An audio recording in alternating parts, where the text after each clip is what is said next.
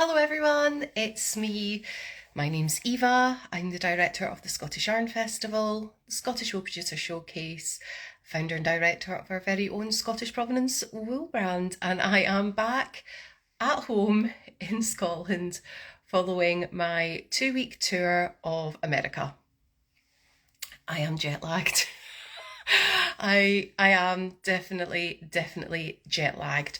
So I came home on the red eye flight Sunday evening through into Monday morning. I hit the ground running when I got home to the point where at 9 o'clock a.m. local time, I was already in a train. I had cleared Edinburgh International Airport. I had got the tram to Edinburgh Gateway, and by 9 o'clock I was on a train home. And I was on the phone to the mill to deal with the email that had come in while I'd been away. So I quite literally have hit the ground running when I've come back, which I knew would be the case. I'm working my way through my emails. I'm already labelling yarn. I was labelling yarn last night and this morning in my pyjamas, and I love what I do. However, not only is the jet lag hitting me a little bit at the moment, I did have an injury on the flight coming back. 30 minutes before landing, a bit of a freak thing, I decided to use the restroom just because I thought, it's that psychological thing when they tell you that you have to sit down and you can't move and you haven't been for the entire flight. You're going to need to go in that final 30 minutes. So I got up and went, and as I was coming out, someone immediately came right up and I stood back as the door closed on my finger, and I'm still in two minds as to whether I need to go to the hospital about it or not.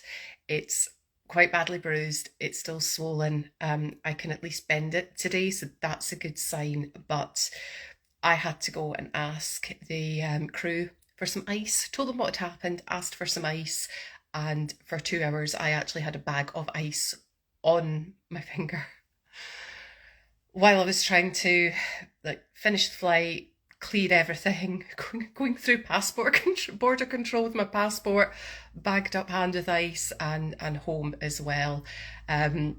We won't go on about that too much. You know how people can feel about accidents and things, but it was not pleasant. I am okay. It is hindering a few things on the ground here. So yeah, I'm taking my time in terms of sort of typing and things like that. I do not want to potentially aggravate something that is injured. But anyway, we digress. I am home, and I thought I would just do a little introduction, a little live introduction here, so you can hear my voice if you've never come in and joined a live before, and show you what yarn a yarn festival director buys when she goes back to the US for her own personal collection. That's what I'm doing today. My suitcase may have some other snacks and loads of t-shirts. Like, look, this one. This is the Chicago flag on a bear. There's plenty of things like that in my suitcase. I'll be working through them, and I'm sure that you will see them on lives or wherever you get this sort of video content that I post, wherever on the interwebs you get that in due course. But I've already got one load of laundry done. I have vacuumed. Trying to do all the things. I love your voice. Oh, bless you, Karina. Thank you. I had planned to do some lives while I was on tour, but straight up, I had said beforehand that I wanted to be as present in the moment as possible. And we did pack a lot in. We visited 5 yarn stores. I was at Vogue Knitting Live in New York City. There was a lot of talking, and to then spend time talking and doing lives and getting that all up into the places it needed to be, it was too much. It was too much. Tina, my travelling companion, at this point I want to say a massive thank you to Tina, who is Tina's Toasty Toes. Tina shared her home with me in Long Island as a base while I was in the city, and had planned to come down the East Coast with me as a road trip buddy, which she did, and she was amazing. But she's had some changes, recent big changes in her life, and she became available while I was in Chicago. And I reached out and said, look, I have a 2-bedroom apartment. Go cash in your air miles, come join me. So she came and joined me. She was there for near enough every moment. So unless I was sneaking away to the sauna at the end on my own, Tina was actually dealing with illness during that. I also became ill, but with a different thing going on. But for those who do deal in metrics and Celsius and all those sorts of things, when we got to New Hampshire, and let me be clear here, right? The entire trip was cold. New Hampshire was minus 24. I have never experienced minus 24 temperatures in my life. But when we arrived in Chicago, we were dealing with minus 16, which is it's still extreme. It's been cold. I have a circulatory disorder. I think my body was just trying to kind of cope with that and the adrenaline and everything. And I did not want to stress myself out more by also trying to vlog.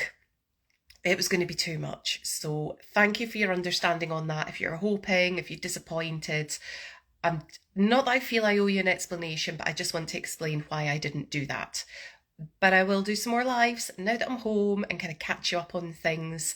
But I'm just trying to gradually re-enter and deal with the things that need to be dealt with immediately on my return. And they are plenty, which is why within an hour of being off the flight, I was already at work. Okay, you want to know what yarn that I got while I was away? Hi Tori, you want to know what yarn I brought home? So let's start with Vogue. So I picked up one skein of yarn at Vogue, which is this. I'm doing it now in the best light that I've got. I'm definitely come back to grey Scottish skies and light. Hopefully the colours will pick up quite well. And there's a theme. And I was aware while I was shopping, while I was away, that there was a theme. This is the one skein I picked up at Vogue. I loved this year that within their marketplace, they had little sections devoted to farm yarn items. Loved it. Very much here for that. Kind of what I specialise in with my own yarn brand and the Scottish Wool Producers Showcase side of the business. So when I saw this, and I had a lovely chat with Luke at Mitchell Wool Company, this one's coming home. One thing is I thought, and it just shows you, I wasn't jet lagged going in, but I was within 3 time zones within 3 days. And yeah, so I didn't pay proper attention to the yarn labels. I thought I had a 100-gram skein. I don't, so I'm going to have to change my plans as to what I do, because I was thinking about a lovely little cabled hat. I need some new hats in my life. Single skeins of, beautiful provenance yarns are really good for that. That was my plan. I might still be able to do that with this, but it might end up being a little pair of cable wristlets instead. I found a lovely pattern on Knitty at the end of last year, so I might use that instead. But this is American Fibre by Mitchell Wool Co. They are a family owned farm. They're in Michigan, so and I met Luke, and I fell in love with the yarn before I met Luke, and Luke was an absolute sweetheart. I gave him a skein of my yarn just because I wanted to. And yeah, this is DK, it's 50 grams. I wish I had 100 grams, but I don't. It's Rambouillet Suri Alpaca, which is a 50% blend. It's their heirloom tomato tart. It's plant dyed, and it's the softest, squishiest thing ever. 50 grams of DK. I'm pretty sure I can still get a hat out of it. I just don't know if I can get a cabled hat, and I really, really want to do cables in this. It's maybe not the best ply for that though, because it is a 2-ply woolen spun yarn, and 2 plies are exceptional for lace. The more plies, so the science goes, the more plies you've got, the rounder the yarn is, the more cables pop, which is why cables look amazing in a DK or an Aran weight. But yeah, I love this. And I was there at the booth because I was swithering between shades with my phone, with reverse camera up against my skin tone. I think this is going to be a hat. It may end up as mittens, but I still have my heart set in a hat for this. So Give me 2 seconds, I'm going to blow my nose off screen because I'm still processing whatever this sinus thing was, and I'll show you the next yarn purchase in a moment.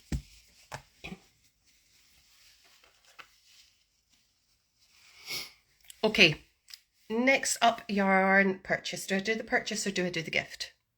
I'll do the gift because you'll laugh to an extent. So I have just shown you what I bought for myself at Vogue, and then somebody who came to the Woolly Thistle gave me as a gift. Now it's showing quite distinctive different shades on screen. They're far more similar in real life here. This is a lovely gift. So Sarah, I'm not going to give your full name out on the internet. Sarah came over to the Scottish Yarn Festival last year as part of Patty Lyon's tour group. And she lives in Maine, and she decided she was going to do the road trip to come and meet me at my appearance at Woolly Thistle. And then we realised that the weather was going to kind of take a bit of a turn. She treated herself to a hotel room to kind of come see me, and that blows my mind. Sarah was not alone in doing this on my trip. It was an absolute joy to meet everyone who made that effort, that made that conscious decision to come out specifically to meet me. But it's really humbling and also a bit weird to me because I'm just a human person, that people would go those distances specifically to meet me, to hear me talk about what I'm doing, to see the samples I'm doing. It's a lot. It's a lot to take in, and I very, very much appreciate it because, you know, without support from everyone, I wouldn't have this business. I wouldn't be able to do the things that I do. But not only did Sarah come and do that and book herself a hotel room and treat herself, she brought me a gift. She gave me a card as well. I'm not going to show that. I don't show those sorts of things online. I think they can be intensely personal, and not everything needs to be online, so I'd like just to keep that separate for me and her. But she gave me this lovely skein. She said that she had scoured my Instagram to look what sort of things I was knitting for myself and really struggled, so sorry. But I love this. I absolutely love this, and I think I'm in my earth tones era right now. Certainly that's what I'm being attracted to when I'm looking and shopping for yarn for my own yarn collection. So this is Seven Sisters Arts, artisan dyed, inspired by nature. This is their Klima DK, and it's 100% organic eco-wash merino. I'm wondering if this may also have been plant dyed, because it says madder on the back, and I know you get tones like this with madder, but it doesn't say it's plant dyed on it. This is a DK and it's 3 plies as well, so that would make some really, really good cables, but I'm not entirely sure what I'm going to make with this one yet, but it's gorgeous. It's absolutely gorgeous. Really, really lovely gift to receive. Now, I made some purchases at the Woolly Thistle. I was also given a gift bag by the Woolly Thistle. I'm not going to show all those things today. I would rather just focus on what I've got that's yarn related. And I have made the decision. In fact, I don't have everything that I bought from the Woolly Thistle here because I have sent some of those skeins in the post already. I've already done my first postal run since being back. If those people choose to share what I bought for them, great, but they may not. But when I was at the Woolly Thistle, I can't not go to the Woolly Thistle in New Hampshire and not buy their own yarn brand that they've created. So I bought some Rambler. And now Rambler is there. Let's see if you can see the colour. Oh, the colour's gonna... sorry, I don't think we're going to be able to capture it too well with the light as it is with these grey skies. Rambler is their non-superwash, no nylon sock yarn. But let me be clear that you can use sock yarn for a lot of things that are not just socks. Although they make excellent socks. I have seen lots of socks in their newsletter. If you're not signed up to their newsletter, you absolutely should. Not just saying that because they're my US flagship sockist and they literally take everything I create but it's a really inspiring newsletter. They come often. I don't have a problem with how often a newsletter comes into my inbox. I can choose if and when I want to read that, you know. But the team there are absolutely on it. It's incredibly inspiring. And I decided I was going to buy for me enough to make a shawl, because I do like shawls, because I live with cats that make biscuits, and if I wore sweaters and my yarn at home, then they just wouldn't last. So I got 3 skeins of Rambler. It's a fingering weight, a 4-ply. I do not know what pattern I'm going to do with this yet. So if you are seeing this colour and you're immediately being hit with, oh, that would make a lovely, please pop it down in the comments once this is like uploaded in all the places. I would love to hear your suggestions for that. Who knows, I might actually decide that that's the one I want to go down. So Rambler is inspired by our love for British breeds and sourced from American wools within the southern, I always say this word incorrectly, sorry, Southern Adriatic Fibres Producers Cooperative. Rambler is spun in New York State. I believe it's Battenkill, where this is spun. Crisp and woolly, this 3-ply 100% wool yarn is sturdy enough for socks, mitts and so much more. It's 80% Dorset, 10% Corriedale, 10% Grey Romney. You get 420 yards to the 100 grams, so it's got a good meterage, but I am not good at the conversion. And yes, fingering weight, I have 3 skeins of it. Yes, and it goes, if I take my glasses off, very much my colour with my eyes. So I'm delighted to have that, and I may have purchased extra Rambler in different colours for some people in my life. I should say that I was planning to buy 3 skeins. I wanted a 3 skein shawl, and then Corrine very, very kindly said, no, you can have 2 of those. We were going to give you 2 skeins of our yarn anyway. So I did pay for the extra one and the ones I had bought as gifts, but 2 of these were given to me as a gift, and I should be honest and transparent about that. But I was buying these anyway, okay?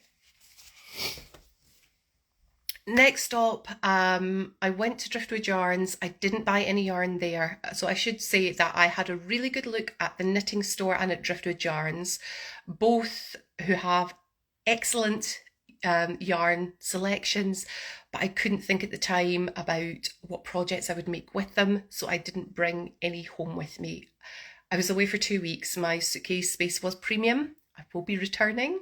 There's always more opportunity to buy yarn. Driftwood Yarns in particular, I was really, really taken by their selection of commercial sock yarns.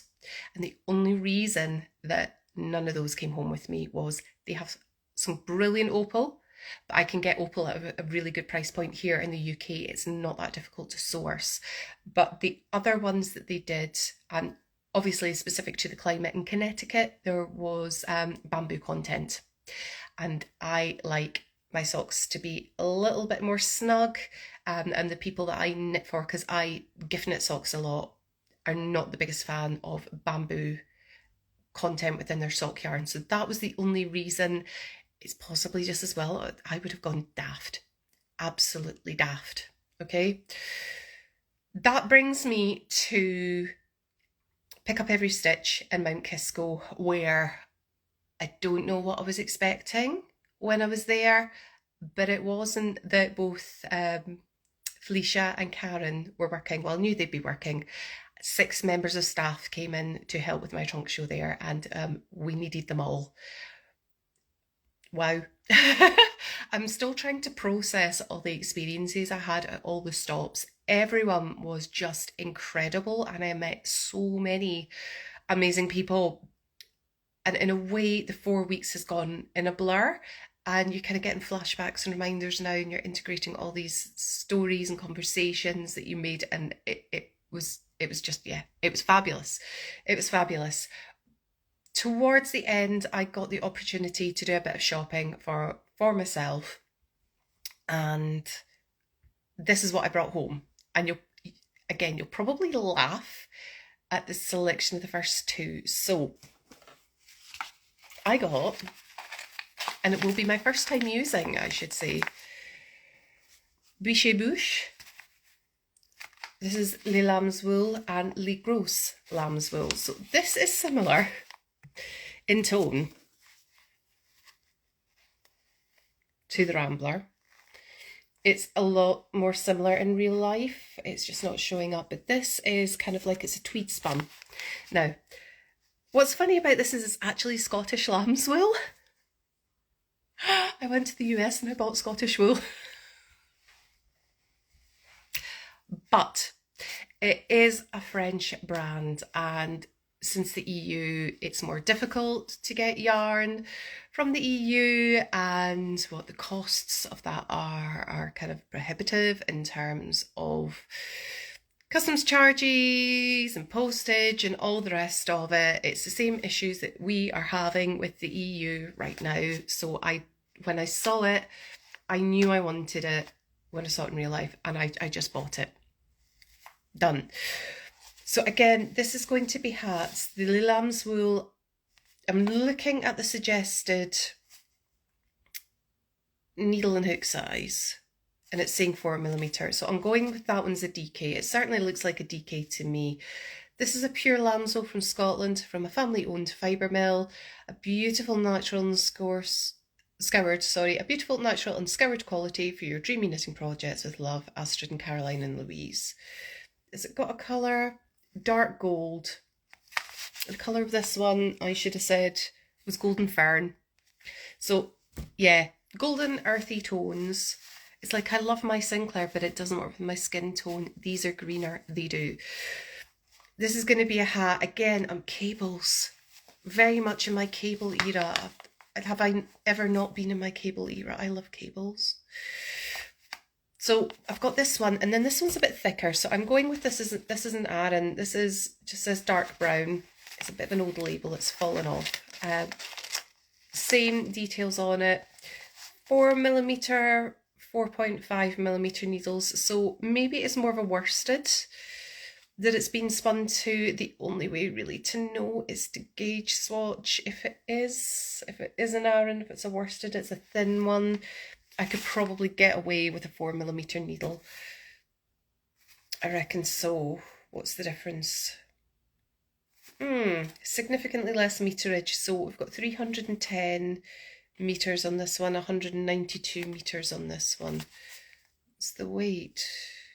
Does it tell me? Is there a weight on these? As in 100 grams? 100 grams. So yeah. But again, these have got some really warm marled heather tones. There is a touch of bitter chocolate in this, which I'm really craving at the moment. So another hat with that one as well.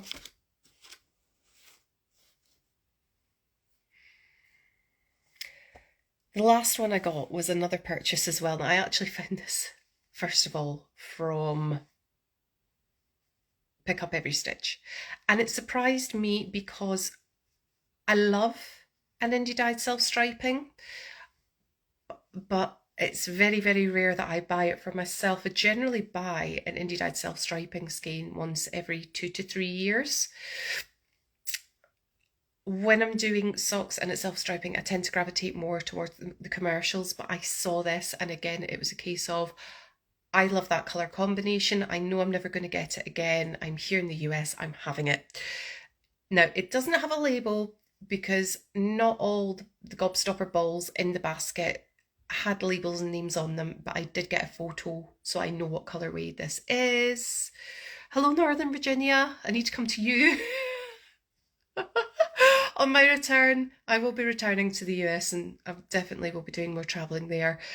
This is a Canadian dyer. This is Scrumptious Pearl, and I think, because I don't have the label in front of me, I think it's an 80/20. It definitely has nylon in it. It is hand dyed. It is self-striping. Can't remember the colourway off the top of my head now, but it's fabulous. And again, I wear a lot of navy and blue jeans and those sorts of things, and you can never go wrong pairing a yellow with that. yeah, yeah. So they probably will end up, even though these are my colours, in socks as gift knit. But it would be nice to keep it for myself. Hello, Connecticut. Hi, everyone popping in. Yeah, it's just been a dream being there and meeting everyone. So that's what I bought for myself. The skeins going into my own personal yarn collection. I wasn't planning on getting as many, but whoever does. It was one of these, not quite once in a lifetime, because I am going to go back. I can feel it in my gut that I'm going to be travelling back and forth to the US a lot more within the next couple of years. And I am delighted that both Driftwood Yarns and Pick Up Every Stitch have decided to become stockists. They have kept some of the yarn from the trunk shows that have been there that didn't sell. So if you missed out, they do have some there just now. I know that Pick Up Every Stitch are placing already a restock for some 4-ply because we didn't have as much of that when we went to them. Yeah. So I've got to go back. I've got to go back and become reacquainted with everyone that I've met. I want to go back and I want to have more experiences. I met so many incredible designers and yarn store owners. I met someone, and I won't disclose anymore at the minute, somebody from Ohio who has a yarn store that I bonded with, and we need to talk more now that I'm back here. And I'm just so excited to see where this next chapter of my yarn life and everything just takes me. It's it's been everything I needed it to be and wanted to be and more. And I will talk to you more about it in time. But for now, I am still jet lagged. I'm getting over the end of whatever this is. I need to get back to work. I need to get back to labeling more yarn for the shipment that goes out and responding to emails. And I need to put out newsletters and do all the things and just thank you, everybody. Just thank you. I'm going to go and make some soup, I think, because I always find the re-entry really, really difficult. It is difficult. But at the moment, I'm finding it difficult to kind of regulate my body back into the meal times that we have here. So I think soup would be a good sort of like bridging sort of meal to try and help me back with that. So yeah, some warming, hearty, very Scottish lentil soup.